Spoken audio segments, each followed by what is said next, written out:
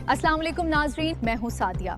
नजर डालते हैं आज की इलाकाई खबरों पर। खबर शामिल करते हैं। चाक सिकंदर ककराली कोटला से डिप्टी कमिश्नर गुजरात नूरुल ऐन कुरैशी का ऐसे इक़दाम। अहलिया ने चाक सिकंदर को नाला भिंडर के कटाव से बचाने के लिए एक ही दरख्वास्त पर बंद बनाने के लिए मशीनरी मुहैया कर दी गई। दूसरी तरफ 10 साल से ककराली की तरफ बढ़ता नाला भिंडर गरीबों के कई मकान नाला भिंडर की नजर हो चुके हैं, मगर डिप्टी कमिश्नर गुजरात लियाकत अली चट्ठा से नूरुल ऐन कुरैशी तक दर्जनों सियासतदानों, महकमा इरीगेशन, तहसील इंतजामिया ने हर साल दर्जनों रिपोर्टें बनाई और इसी दौरान ममनुआ, कोहली, दादू, बरसाला, गुजर कोटला के लिए करोड़ों रुपए फंड मुहैया किए।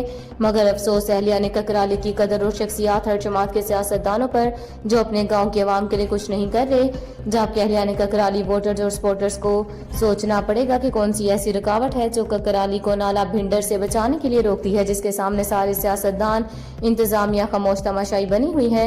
Report madam Safina Shaheen Khariyan.